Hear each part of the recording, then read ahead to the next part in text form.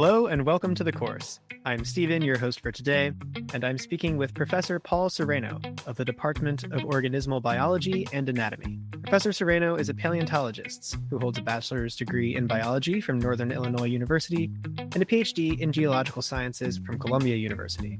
He has appeared in over a dozen documentaries, co-founded the nonprofit Project Exploration, discovered numerous fossils of dinosaurs, ancient crocodiles, and early humans, and led over 20 field expeditions. And as we'll discuss, he's about to set out on another expedition to the Sahara. He's here to talk to us about his career path and how he became a University of Chicago professor. Professor Sereno, welcome to the course. How are you doing today?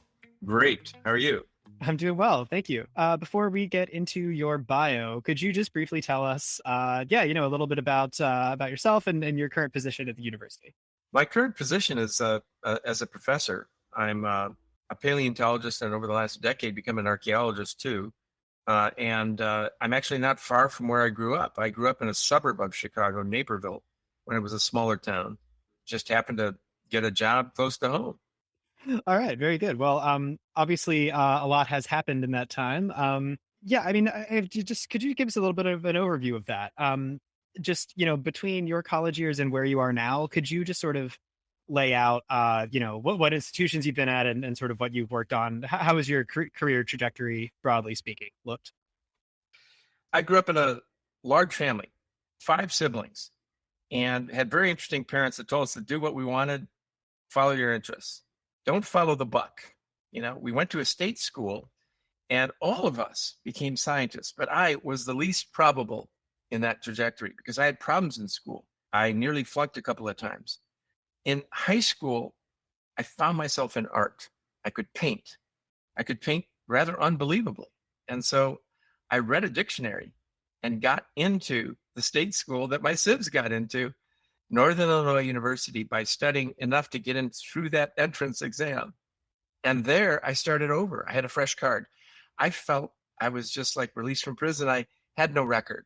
I could begin again. And I was going to be an artist. And I took all sorts of classes. And I was doing well. And that was a struggle. I had to make up a lot of what I didn't learn in high school and earlier. But I did take a class in evolutionary biology, and it was very curious and interesting, these creatures from the past. But it really never struck me until junior year. I had a portfolio getting ready for senior year and graduating. I took a trip to New York and walked into the American Museum of Natural History and stood in the Hall of Fossil Reptiles.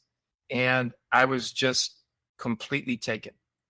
Not only was this discipline, paleontology, what I wanted to do, I needed to do it there. There were people that were going around the world. I was taken on a tour into the back because my brother was applying to all these different programs. And I said, listen, he's not really interested. I'm interested in this. You're going to get my application next year. I got to be part of this. I saw artists. I saw adventure, even more than I think that I felt. Now, in 3 months, I'm going to be going to the center of Sahara with an armed guard of 50, a team of 20, and we're going to collect 25 tons of dinosaurs. None of them have names. Okay, this is what I saw, and this is what I knew was in my bones somehow, and I had to go there, and I did. And I went to the American Museum, Columbia University program, graduated, and then I thought, paleontology, maybe there's not so many jobs out there. Dinosaurs, there was no Jurassic Park at the time. Dinosaurs were a little less popular. I said, if I can't get it, maybe I'll go back into art, or maybe I'll go into something else. If I can't get it, well, I got 2 jobs. And one of them was at the University of Chicago, close to home. It was definitely a great university. They normally don't hire people that haven't gone through postdocs. I was barely shaving. I got a job, and it was a heady job. I mean, you're walking around these halls with all these Nobel laureates and everything like that, and here you are. You're a bone digger, and they expect you to do things in academia. This is standard that you're not prepared for, like lead an expedition. There was no Expedition 101. Even though I loved this and I participated on a few, you have to just do, and you have to find a way to do. And if there's a new technique, you pick it up. I picked up working on ancient DNA. I had never even had a genetics class. I led an expedition in my first year there to Argentina, to a place I'd never seen. I didn't speak Spanish. I had less money than I needed. So anyway, in a nutshell, that's my trajectory. It is one we would say is modeled on the evolutionary process itself. It's like it's historical contingency. What if I didn't walk into that museum? Would I be a paleontologist today? Maybe, maybe not. Would I be an artist? And so a good life, I think, is one in which you follow those pointed experiences that redirect you or direct you, and find something that you love to do. The thing about life that is a little bit daunting is that you'll never know what you could have been if you didn't. But that's my trajectory. It's not planned. It wasn't purposeful. It just happened. Okay, that's very interesting. And we were talking before recording. I mean, you said, it's pretty common for kids to be into dinosaurs and want to grow up to study them. Were there signs in your childhood that you would pursue this or something like this? Or was it really all like kind of in that one moment that it clicked? I think there were precedents that you have to say there was some subliminal thing going on. I was taken to a quarry as a kid by a neighbor and found my first fossil actually in a little limestone quarry. I think what was more interesting was just being outside the school classroom. I just loved the Park District programs. I was excelling collecting leaves, and I remember thinking collecting insects, we mated moths. My mother would find a cocoon in the freezer. What is this? We were trying to trick the moth into thinking it had gone over winter, which you can, and then it would hatch. And so it was that outdoor experience that I think really was something. And then when I got into art in college, I have some of the strangest drawings and ultimately a painting style. I would paint, I drew some models, flesh on the top, and then I saw the rest of it was a skeleton. Mm-hmm. I was attracted to a skeleton of a human in the life model class and did some beautiful drawings of a human skeleton with the light shining on it.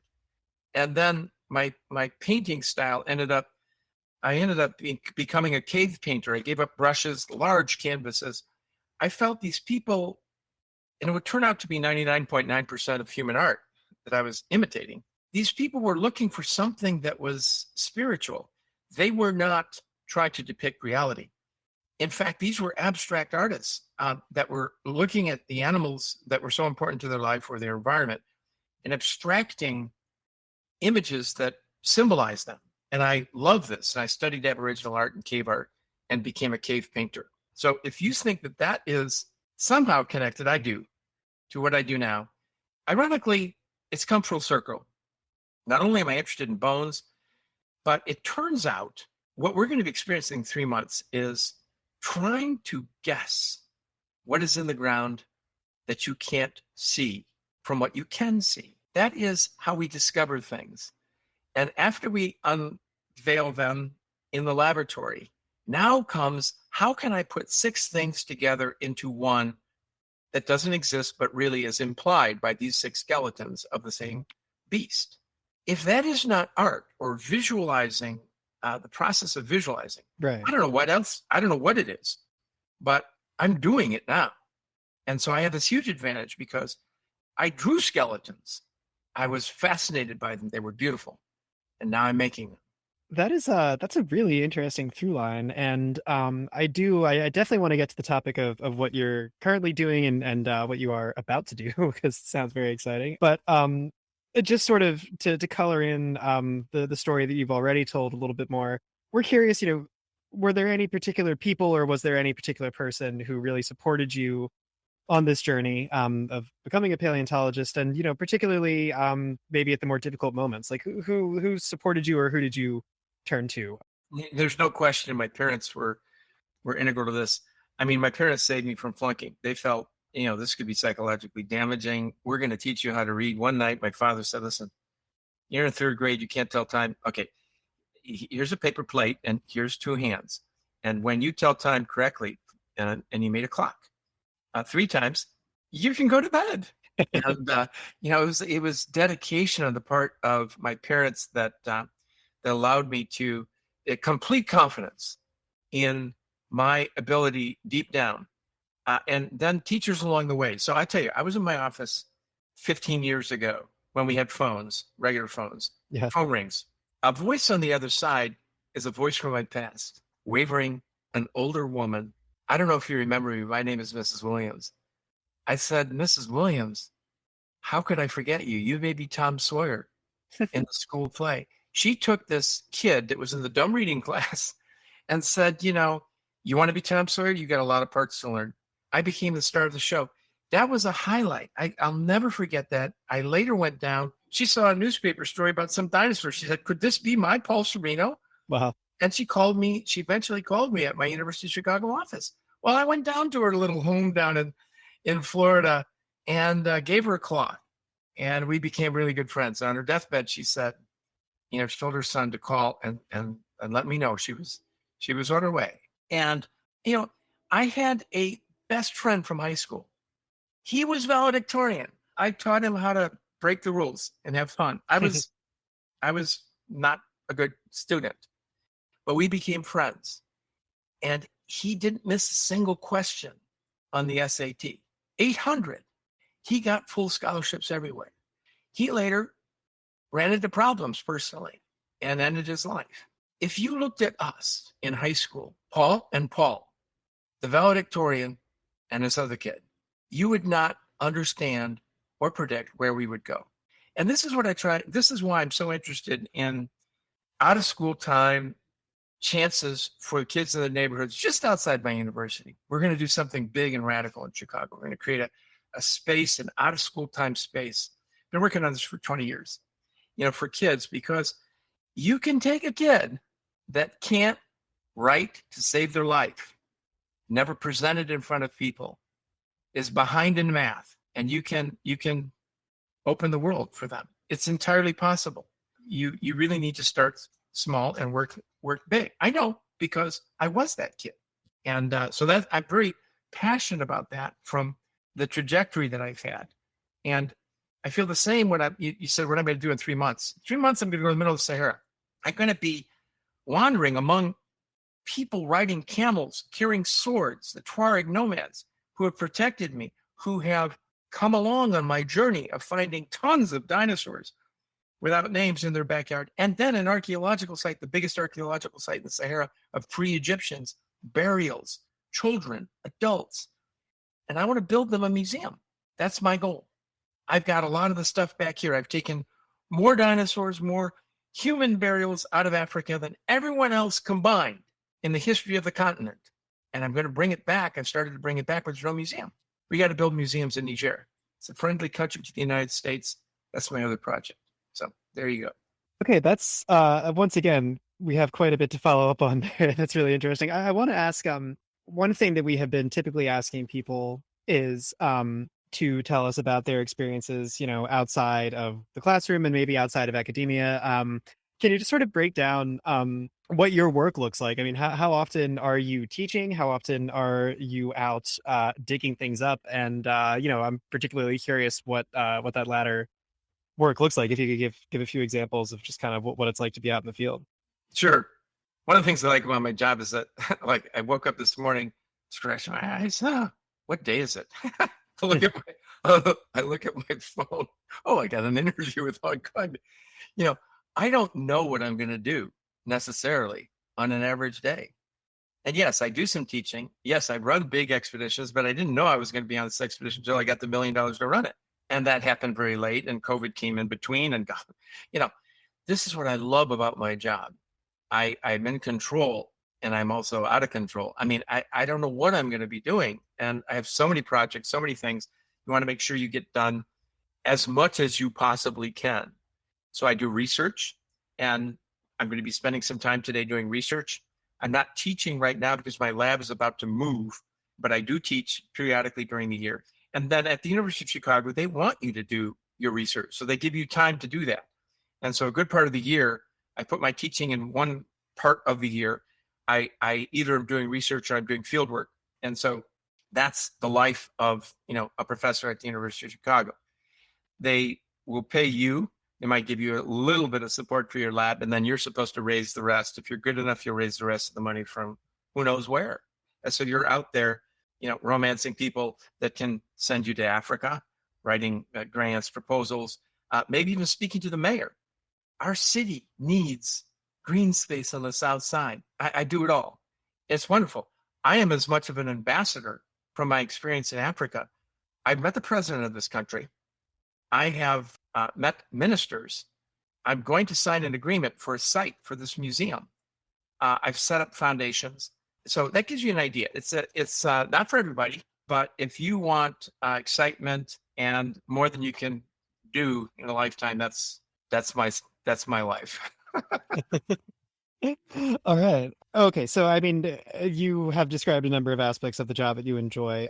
We have been asking people what the most and least fun aspects of the job are. So, yeah, I don't know. I mean, is there anything about this that you don't feel particularly cut up for that you would that you would rather not do? It's easy to get more bitter over this than one could. There's two aspects that are not, so nice: jealous colleagues and writing grants and having institutions that don't have enough money turning it down so that you have to write again, you have to write again, you have to write again. I basically gave up on that. And it's not anything personal that against me or anything like that. It's just that there's not enough money to fund, and people will look at you and say, well, but you're famous, saying, you can find your money somewhere else. You write a paper and critiquing something and people ignore something you've written. This field of paleontology in particular is, it's Hollywood. We as scientists, actually, we're like actors in some ways. We like to think of ourselves as completely logical, right? Mm-hmm. Until the tire hits the tarmac. And then all of a sudden, your reputation, believability, is partly due to a wide range of things that have nothing to do with necessarily logic, And so at the one time, people feel like, well, we don't really care about the press and the public. But quite frankly, that is partly the arbiter of your success. And whether students know of you, whether the president of your university knows of you, whether your colleagues know about you, whether you can get in to see a collection somewhere, whether you can get a grant. And so our reputations are important. And so, but we're human beings. I like it. I can't think it's any worse than Hollywood or any worse than business. I just think it's the same. And at the same time, there are great colleagues, and so because I was Tom Sawyer, the son of a play, and I had that lead acting role, I feel that I'm more immune to this kind of thing. I grew up as a failure. I consider that experience the most valuable of my life because it keeps me humble. It keeps me wanting to learn. It keeps me humble. I will never walk around and say, yeah, I did it and I'm so important. Instead, I look at the kids that want a chance in paleontology and I see myself in them. I just accepted a graduate student. I don't accept very many. Evan, he said, you remember me when you first met me? I said, no. And he said, I was maybe 10. He came from one of the neighborhoods in Chicago. Cool. And I had done some event. Full circle. His mom followed him. He put his nose to the grindstone, went to college, went beyond college, came and outcompeted everybody to get into my lab. Full circle. And that's what I devote myself to. That's very cool. You mentioned, doing public facing work and, you have an extensive record of that. You've participated in and sort of been the star of, if I'm correct, a number of documentaries on paleontology. And I'm curious, why do you think that is important? And I guess, how would you recommend people approach that kind of thing? Like, what do you think is the value of it? And what do you think it takes to do that right? So the media is a double-edged sword. I participated in 15 documentaries. I've invented some of them and been subject of them, and it's very exciting. And but it can also be frustrating because, in fact, you don't control a lot about the content of those. Sometimes it goes wayward. A media person wants to show something, but that wants to ignore other aspects you feel are important, and maybe have cause and reason. During my tenure in making documentaries, reality television arose, and so the document, and also Jurassic Park aired. Both of those things. I mean, directors had to compete with shows that could be made for a dime, and people were watching them in the millions. And then they also had to compete with Jurassic Park that had an animation that was unobtainable. How could you do a documentary on dinosaurs Well, the price of animation has come down, fortunately, and TV has gone on to become streaming, to become a lot of so there's a lot of opportunities. I'm very excited about what I'm doing now because I'm going to go into the field with a film crew that is the absolute best, and I went out and found money to get them to film. So I'm in charge. I'm not in charge of the story. I'm in charge. And then we're going to come back with this incredible footage and say, listen, here's the shows we imagine. I have a real important thing in this country. I want to tell the country's story. And it's a fascinating story, as well as the dinosaur story, as well as the kids on my expedition. They come from all over the world. Some from the United States, some from Spain. This is their big chance. And you're going to see kids they've never seen a desert. They're going to be in the middle of the Sahara Desert. If that isn't a reality show, I don't know what is. And all the things that are going on in the middle of a migration route across the Sahara. And while we're digging dinosaurs in a country that is looking to build museums that would help its economy. I mean, this is a great story. Anyway, I love film because sometimes you do things in life only once, and that's why you take pictures, and to have video with drones that actually work, you come back with something that's really otherworldly, and you say, "Wow, we did that." It's worth it. Absolutely. You've referenced the importance of trying to sort of give kids confidence. You have referenced grad students and the need to compete to make it into your lab and labs like it. I'm curious what specific advice you would have for people who are interested in following in your footsteps and going into this field. Well, I mean, there's another Jurassic Park film. I've seen the trailer. I have to go and watch it. It's going to be fun. That and this fact: people want to know their history and the history of their backyard. This turns out to be true worldwide. I understood this, but especially after 20 years, I understand it even better. There's more museums now than there ever has been. There's many, many museums being born every day in the United States, believe it or not. Small ones, even some big ones, university museums. It's incredible. So the jobs are there to inspect construction sites, to be museum curators, to be professors that teach. My field, I'm looking for ancient DNA in those humans. I'm reconstructing dinosaurs. I'm working on the ecology. I do everything from ecology to genetics to paleontology to geology. We're trying to date those rocks. I can teach and have taught any of those subjects, and probably better than some of the people that only know those subjects like geology. And so we are jack of all trades. The field is alive. We're naming more dinosaurs now than ever before in the history of the discipline. Think about that. We are in a century, this next century, we are going to discover most of the ancient species that lived. And at some point, the world is only finite. It will start to become more difficult to find new things. But if anybody's thinking about going into paleontology or archaeology now, not a bad time. Yeah, you have to work hard. You have to compete. Tell me what field you don't have to do that in. And so basically, I think it's an opportune time. This is the age of exploration. I want to go to the bottom of the Atlantic to find a fossil there. Okay. We're going to learn about the Earth for the next century in ways that we can only dream about.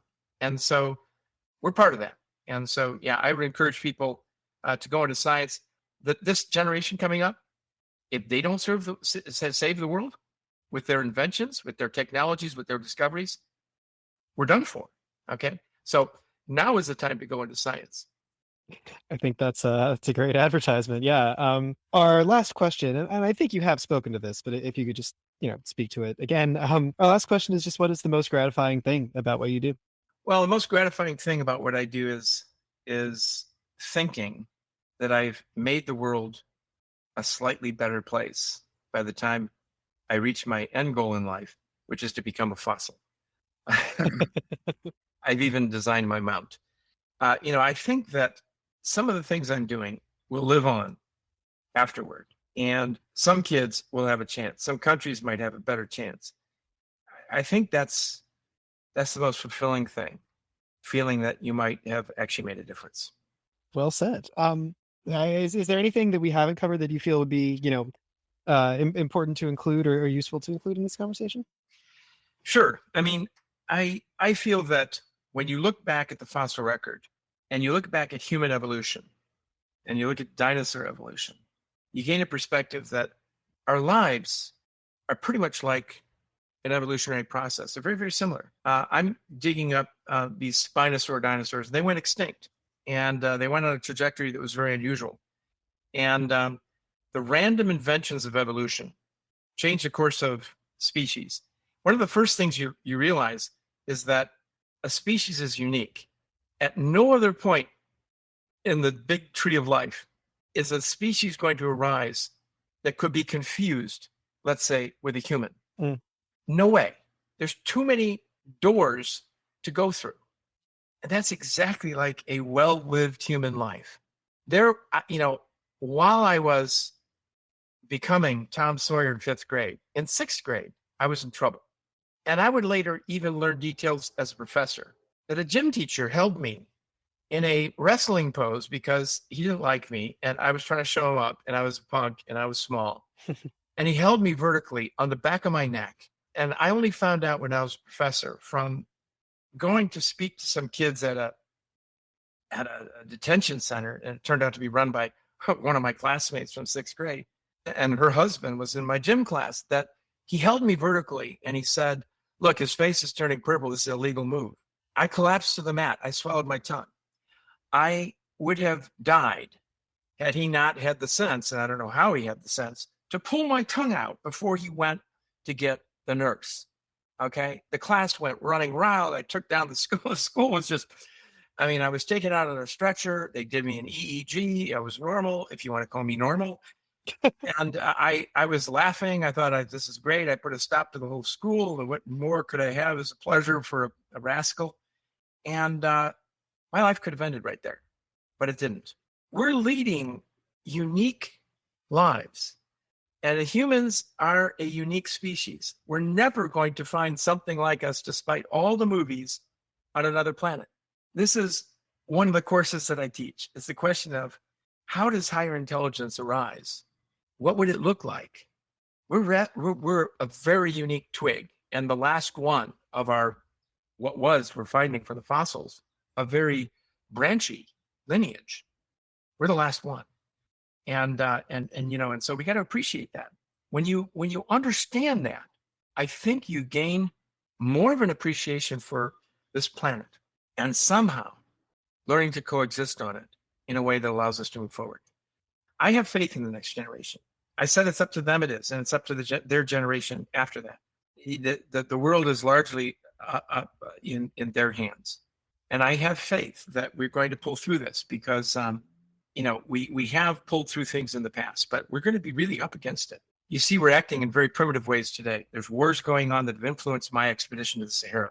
I can't get mountain food because it's all going to the war effort.